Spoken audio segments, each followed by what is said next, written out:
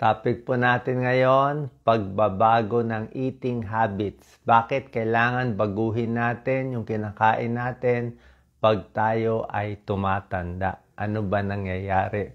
Yan na na-experience ko. Actually, siguro mga age 50 years old, mararamdaman nyo na to.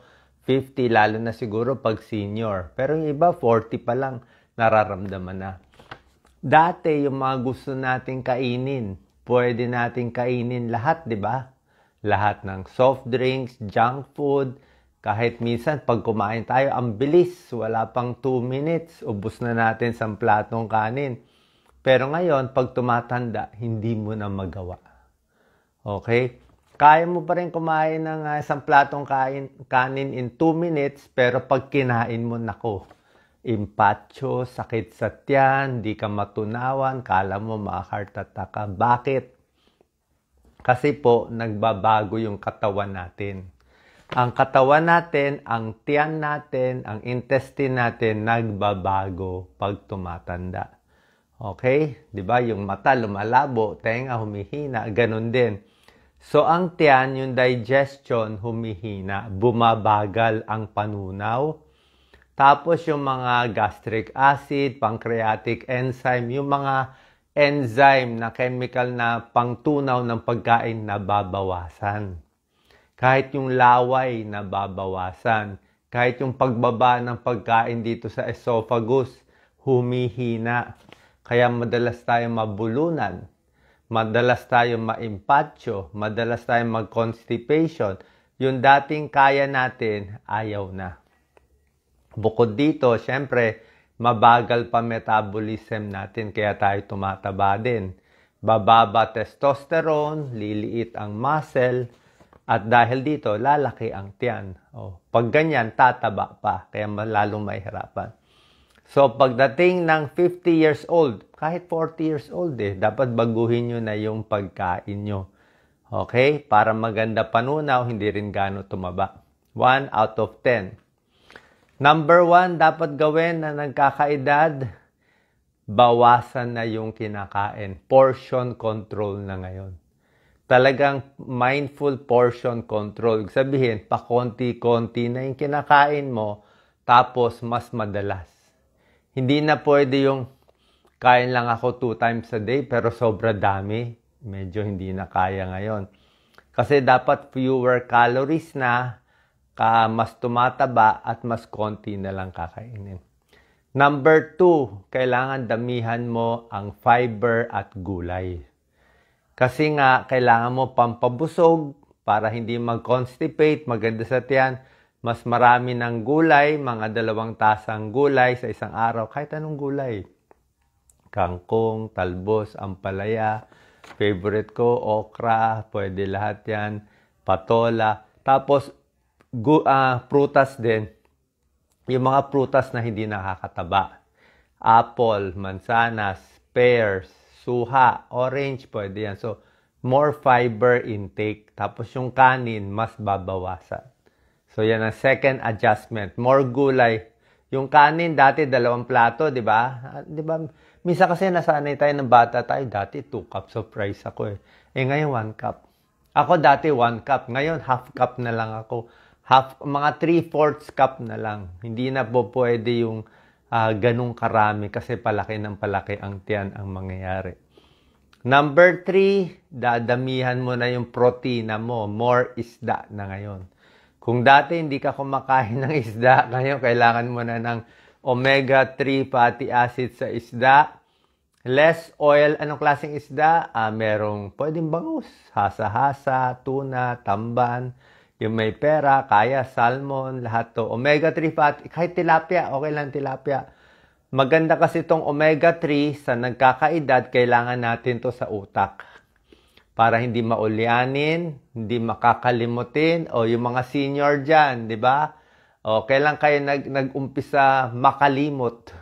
Hindi mo na mabanggit yung pangalan, hindi mo na masabi kung ano tong bagay na to. Medyo may delay ka na ng 1 second, 2 second, humihina yung utak. So, kailangan mo isda, omega-3 fatty acids, less Alzheimer, less dementia, less diabetes, okay? Yung mga ibang healthy fats, avocado, mani, okay lang. So yung kain, konti-konti, dahan-dahan. Ha? Hindi na pwede yung gusto mo dati.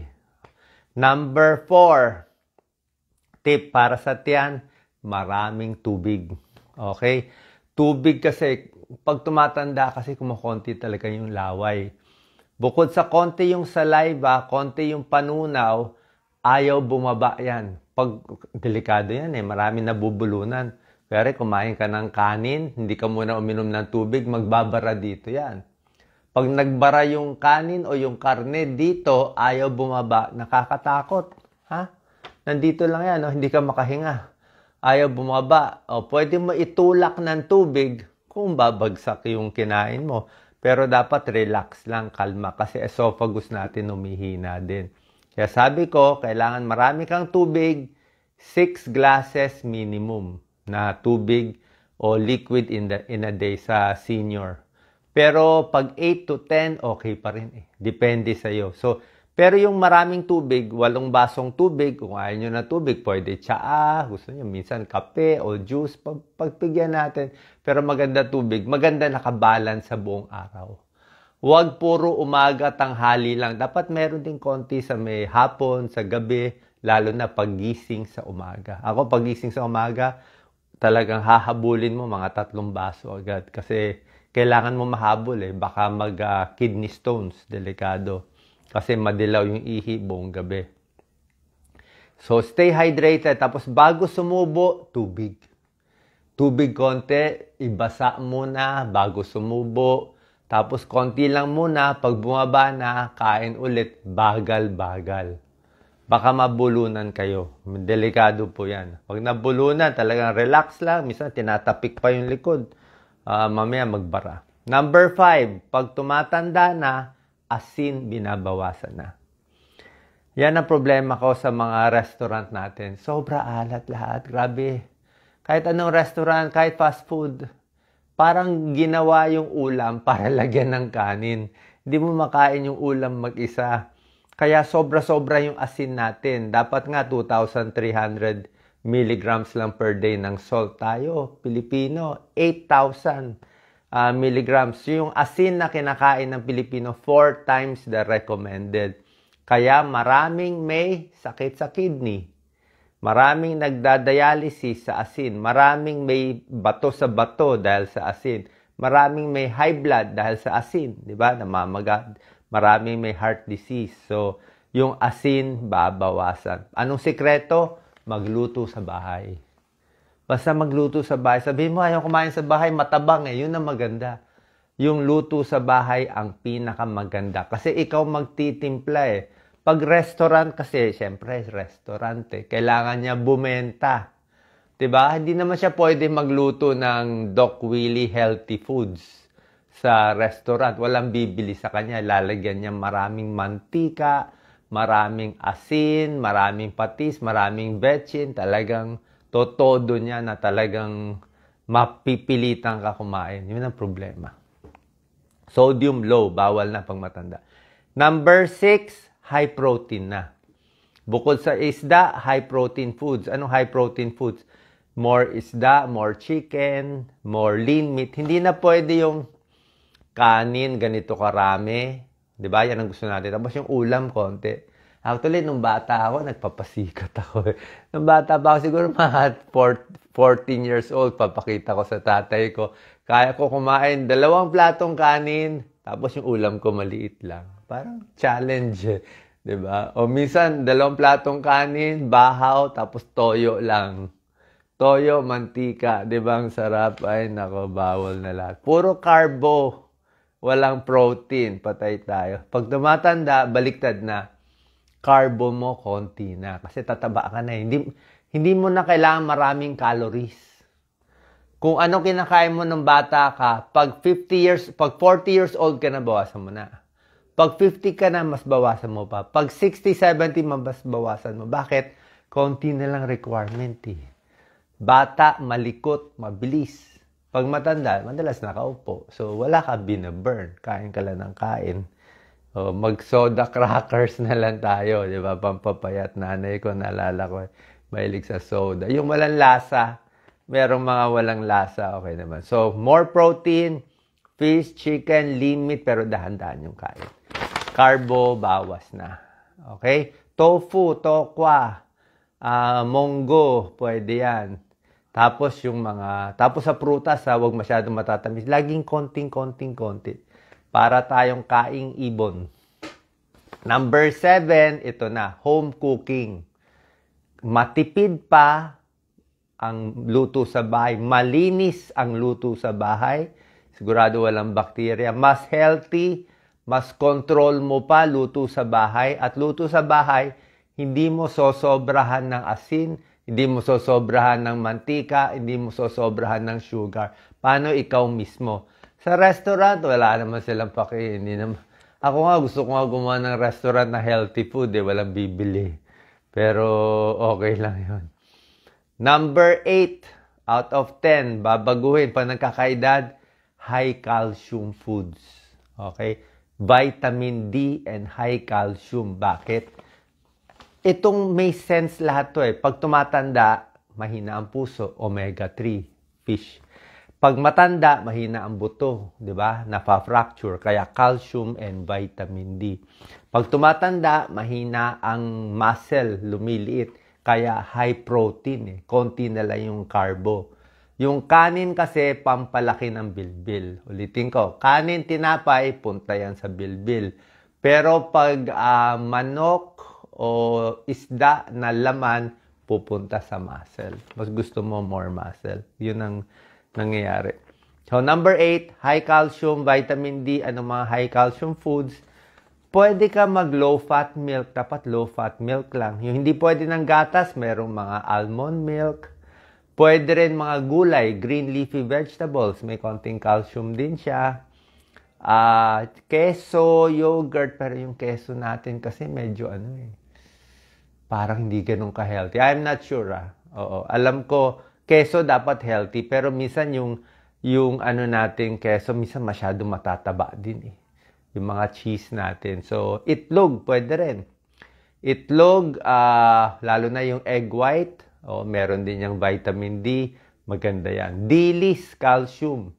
Isda, yung mga buto-buto, pati yung mga malilit na buto, kinakain ko eh. So, high calcium foods, vitamin D, tapos konting araw sa vitamin D, 10 minutes o 15 minutes, tapos lakad-lakad. Lakad-lakad. May tips ako sa lakad-lakad eh.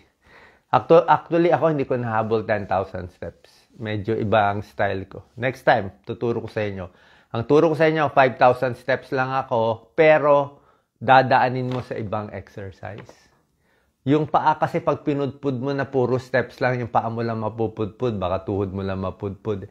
Gusto mo, wag mapudpud, yung steps niya, tama lang, mga 5,000, pwede na yan sa senior. Tapos yung iba naman sa kamay, sa tiyan, sa likod. So, iba-iba naman. Wag puro isang part lang ng katawan ang bubugbugin mo. Dapat lahat medyo may galaw. Number 9, syempre, pag senior na o more than 50, number 9, bawal na soft drinks. Common sense. Kung magso-soft drinks ka, konting-konti, para lang malasahan. Ako, minsan, si Doc Lisa, uminom yan minsan ng soft drinks eh. So, ako, konti lang. Baka 1 ounce lang, 2 lagok lang, para lang malasahan. Pero after that, wala na. So, soft drinks, processed food, junk food, chichirya, lahat ng mga added sugar, wala na. Yung mga matatamis, bawas na talaga. Kahit yung mga kakanin, minsan pag ginawa yung kakanin, ang daming sugar, grabe. Tingnan nyo sa ibang bansa. Alam mo nyo sa ibang bansa, pag yung mga cake nila at hindi matamis. Sa atin, ang tamis, grabe. Pati pandesal natin, ang tinapay, alam ko yung mga French bread na mga ganyan, walang sugar yun matabang eh. Diba, matabang sa atin, ang pandesal natin, ang tamis. Paano ang daming sugar na nilalagay. So, soda, processed food, junk food, bawas na. More whole foods. And number 10, eat a rainbow. Yan. Ito maganda to, rainbow. Alam nyo ano rainbow? Rainbow is red, Roy G. Biv, di ba? Red, orange, yellow, blue, indigo, violet. Basta makulay na rainbow na prutas, na pagkain na ginawa ng Diyos healthy. May video ako niyan eh. Bawat kulay may benefit. Umpisa tayo. Konti lang, shortcut lang. Red. O red sa puso. Strawberry sa puso. Ano pa ba mga red? Apple, red sa puso. 'Di ba? Yan, maganda sa puso yan. Orange color, yung mga carrots, tomato, 'di ba? Maganda rin yan sa mata, sa puso. Yellow, yellow? Mga bell pepper, yellow. O, pakwan, matamis, merong yellow pakwan. Green, lahat ng gulay, green, para sa tiyan, 'di ba? Ano yung mga blue, indigo, violet? Ube. Ube is blue. 'Di ba? Maganda ang ube. Basta makulay ginawa ng Diyos, maganda. Ano pa ang blue? Talong, blue. 'Di ba? So yung makukulay, lalo na yung bell pepper. Yung bell pepper may pula, may yellow, may green. Talagang punong-puno ng antioxidants. Bawas cancer. Ako gusto ko talaga carrot juice eh. Yung carrot juice. Yung carrot, pag ginus mo, 'di ba? Maraming pag-aaral sa carrot na iwas sa breast cancer at ibang cancer. Okay? So, eat a rainbow. Yung makukulay, yan ang maganda. And finally, dapat i-review mo yung kinakain mo. Ano ba yung okay sa'yo? Ito po, last na to. Pag-isipan nyo, ano yung okay sa'yo na kalmado ka? Di ba? Ako, kalmado ako sa kanin, konting ulam. Pero yung mga ibang matitigas, lalo na pag mga spicy, hindi na kaya. O yung may gata, konti-konti. So, depende sa inyo. Ano na lang yung happy yung tiyan mo, yun lang ang ulit-ulitin mo. Diba? Kung happy ka sa isda o nilagang manok, maganda yon. Huwag lang masyado mamantika. Tapos yung gulay mo, paulit-ulit lang. Tapos yung pagkain, okay lang paulit-ulit. And lastly, ito pinakamasakit. Final tip, sabihin ko ba, mahirap to. Bumili ng timbangan. Okay? Alam ko, galit kayo sa timbangan. Sino galit sa timbangan? Ayaw mo yung timbangan, galit ka eh. Sabihin mo, mali yan eh. Sabihin mo, fake news yan timbangan. Pero, pag may timbangan ka at tumayo ka doon, nakita mo pabigat ng pabigat ka, mapipilitan ka pumayat eh. Pag nakita mo, tumataas ka na 70 kilos, 75 kilos, 80 kilos, so mapipilitan ka pumayat. Kasi kung titingnan mo lang yung pantalon mo sumisikip, malabo yun eh. Dapat may timbangan talaga para i-adjust mo yung sarili mo na huwag tumaba. Sana po nakatulong tong video. God bless po. Tips para pumayat at ingatan ang ating tiyan. God bless.